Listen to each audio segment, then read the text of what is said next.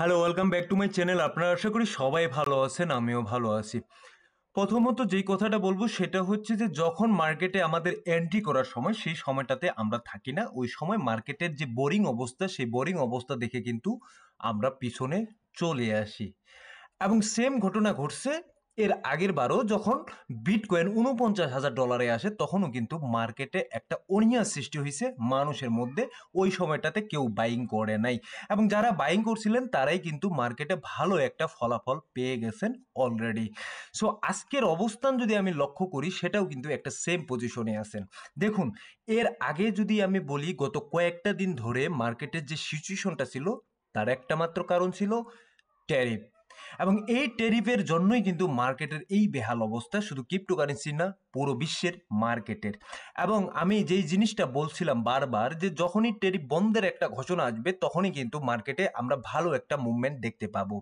দেখুন, এই জায়গাটাতে ইনফ্লেশন যে রেটটা আছে সেটা কিন্তু আমরা যেটা এক্সপেক্ট করছিলাম বা ইউএসএ যেটা এক্সপেক্ট করছে তার চেয়েও কিন্তু কম।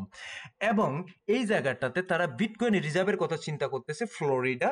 এবং এটা কিন্তু এর আগে থেকে, অনেক আগে থেকে এই কথাটা আসছে যে তারা বিটকয়েন রিজার্ভ করবে প্রত্যেকটা স্টেটে। ঠিক আছে, এখন টেরিফ বন্ধের ঘোষণা করলো কয় মাস, 3 মাসের একটা টেরিফ বন্ধের ঘোষণা করলো।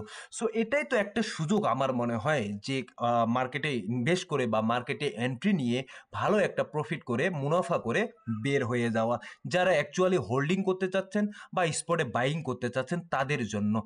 এখন এই জায়গাটাতে আপনারা যদি লক্ষ্য করেন প্রত্যেকটা কয়েনই কিন্তু একটা মোটামুটি বাইং জোনের মধ্যে আছে আমার মনে হয়। ইভেন বিটকয়েনও, বিটকয়েনকে যদি আমরা দেখি সেক্ষেত্রে বিটকয়েন এই জায়গাটাতে যদি লক্ষ্য করেন সে কোথায় আসছিল ৭৪,০০০ ৭৫,০০০-এর কাছাকাছি একটা রেঞ্জের মধ্যে ছিল। এই মুহূর্তে কিন্তু বিটকয়েন কোথায় চলে গেছে, ৮২,০০০ ৮৩,০০০-এর কাছাকাছি। এবং টোটাল থ্রি যেই যেই যেই জিনিসটা আমি বারবার আগে আপনাদেরকে বলতাম, যারা আমার পুরাতন ভিডিও দেখছেন তারা বলতে পারবেন যে জায়গাটাতে আমি মার্ক করছিলাম সেম জায়গাটাতে চলে আসছিল $৬৫০ বিলিয়ন বা $৬৪০ বিলিয়ন কাছাকাছি। এবং সেখান থেকে কিন্তু মোটামুটি মার্কেটে $১০০ বিলিয়ন মতো মানি ইনজেক্ট হয়ে গেছে। যদিও আমরা যারা আগে পুরাতন ছিলাম বা যারা আমরা আগে থেকে হোল্ড করতাম তাদের যে এক্সপেকটেশন সেই এক্সপেকটেশন অনুযায়ী কিন্তু এখন পর্যন্ত মার্কেট সেভাবে পাম্প করে নাই। এবং সেটা আমি বলছিলাম যে মার্কেট কতদূর যেতে হবে, মিনিমাম এখানে 1 ট্রিলিয়নের কাছাকাছি যদি মার্কেট ক্যাপ যায় সেক্ষেত্রে আমরা যারা পুরাতন হোল্ডার ছিলাম, পুরাতন হোল্ডার আমি কাদেরকে বলছি, যারা ওভার হাইপ যখন মার্কেট ছিল, ট্রাম আসলো মানে নভেম্বর 2024 এবং 2024-এর শেষের দিকে এবং 25-এর শুরুর দিকে যারা মার্কেটে ইনভেস্ট করছিলেন তারা এই মুহূর্তে মার্কেটে কিন্তু সেভাবে কুল কেনারা খুঁজে পাচ্ছেন না। বাট মার্কেটে যারা এখন পর্যন্ত অপেক্ষা করতেছেন যে মার্কেটে একটা ভালো মুভমেন্ট আসবে এবং যারা ধৈর্য সহকারে অপেক্ষা করতেছেন আমার মনে হয় তারাই এই জায়গাটাতে সাকসেস হবে। দেখুন, কোনো কিছু জিনিস আপনারা যদি মনে করে থাকেন যে ফ্রি ফ্রি পাওয়া যায় বা আপনি একটা জায়গায় ইনভেস্ট করলেন, আপনার কোনো কাজ নেই বা এমনিতে ইনভেস্টমেন্ট বেড়ে যাবে বা প্রফিট হয়ে যাবে, এমনটা কিছু না। যেই জায়গায় আমরা চাকরি ক্ষেত্রে একটু শারীরিক পরিশ্রম করি সেই জায়গায় কিন্তু স্টক মার্কেটে বা ক্রিপ্টোকারেন্সি মার্কেটে একটু মানসিক পরিশ্রম হয়, মানসিক হ্যারাসমেন্ট হয়। এটা কিন্তু আমাদের সহ্য করতে হবে। এটা যদি আমরা সহ্য করতে না পারি, এই জায়গাটা এমন একটা জায়গা, একটা আহ, টাকার সমুদ্রের মতো, যে জায়গায় আপনি যদি টাকা কয়েক টাকা ফেলে দেন, 1 লক্ষ 2 লক্ষ বা 5 লক্ষ 10 লক্ষ টাকা ফেলে দেন, সেক্ষেত্রে কিন্তু এই টাকা এমনিতেই হারিয়ে যাবে। ঠিক যেমনটা অনেকেরই এই মুহূর্তে হয়ে গেছে। এবং বারবার যে বিষয়টা আমি বা আপনাদেরকে অ্যানালাইসিস করতে বলি বা বারবার যে বিষয়গুলো আপনাদেরকে ভাবতে বলি, দেখুন, আপনাদের কাছে লক্ষ লক্ষ টাকা আছে, আমি জানি যে আপনাদের কাছে লক্ষ লক্ষ টাকা আছে, আপনারা ইনভেস্ট করতে চাচ্ছেন, বাট আপনারা অ্যানালাইসিস করেন না যে কোন কয়েনটাতে আসলে ইনভেস্ট করা উচিত হবে। দেখুন, আমি র্যান্ডারের কথা এর আগেও মাঝখানে যখন মার্কেট খারাপ ছিল এই সময় আমি কিন্তু র্যান্ডারের কথা বলছিলাম যে আপনারা র্যান্ডার বাইং করতে পারেন, র্যান্ডার কিন্তু ভালো একটা পজিশনে যাবে। আমি কিন্তু সবসময় ভালো কয়েন যেগুলো আছে সেই কয়েনগুলারই কথা বলার চেষ্টা করি। আদারওয়াইজ যে কয়েনগুলা সেভাবে ভালো করবে না বা ভালো করতে পারবে না বা মিড ক্যাপ বা ল ক্যাপ আছে, মিড ক্যাপের কয়েনের কথা বলি, কিন্তু ল ক্যাপ বা কিছু শিট কয়েন আছে সেই কয়েনগুলোর কথা কিন্তু আমি বলি না। কারণ এই জায়গাটাতে কি হবে কেউ জানে না।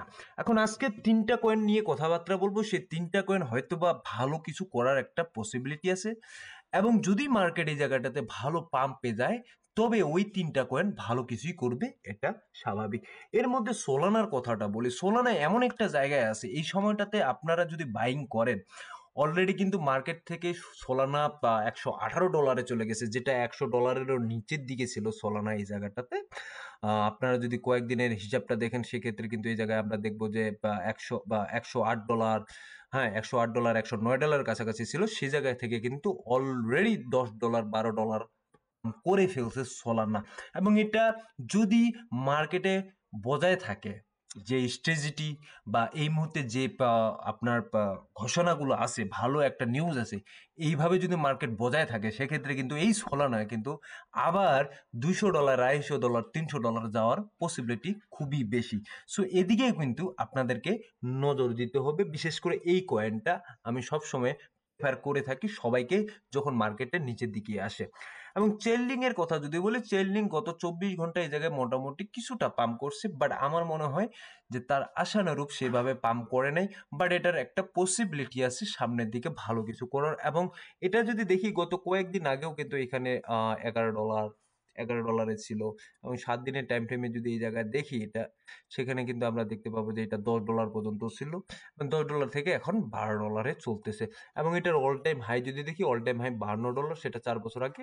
সো এই কয়েনটা কিন্তু বাইং করা যেতে পারে। এবং এখান থেকে যদি $12 থেকে যদি আপনার $16 বা $18 বা $20 কাছাকাছিও যায়, সেক্ষেত্রেও কিন্তু একটা ভালো পসিবিলিটি আছে এই কয়েনটাতে রিটার্ন নেওয়ার। ঠিক আছে, তো 3টা কয়েন নিয়েই কথা বলবো, বেশি কয়েন নিয়ে কথা বলবো না। 3টা কয়েনই আমার কাছে মনে হচ্ছে বেস্ট। এরপরে যেটা কয়েন আছে সেটা হচ্ছে অ্যাভালান্স কয়েন। এটা যদি আমি গত 24 ঘন্টায় দেখি, গত 24 ঘন্টায় এটা অনেকটা ভালো পাম্প করছে, মোটামুটি 5% 6%-এর মতো পাম্প করছে। এবং এটার যে এই মুহূর্তে প্রাইসটা আছে সেটা হচ্ছে $18, অলমোস্ট $19 কাছাকাছি। সো আপনারা যদি এই কয়েনটাতে বাইং করতে চান, এই মুহূর্তে বাইং করতে পারেন। এই কয়েনটা কিন্তু সামনের দিকে ভালো করার একটা পসিবিলিটি আছে। সো এই হলো কয়েন, এবং এই হলো কয়েনের যে অবস্থান এই মুহূর্তে, সেগুলো আপনাদেরকে তুলে ধরলাম।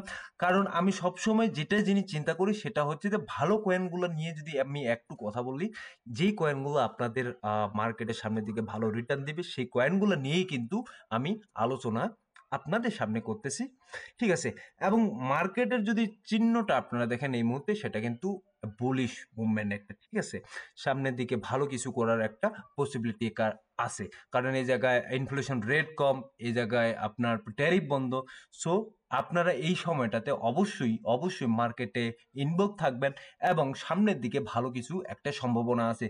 যদি আপনারা এই সময়টাতে মার্কেটে ইনভলভ না থাকতে পারেন, সেক্ষেত্রে আপনারা যখন মার্কেট হিউজ পরিমাণে পাম্প করবে সেই সময়টাতে ইনভলভ হন বা ওই সময়টাতে আসার চেষ্টা করেন, তখন কিন্তু আপনারাও আবার সেম একটা বিপদে পড়ে যাবেন। সো ধন্যবাদ সবাইকে, ভালো থাকবেন, সুস্থ থাকবেন।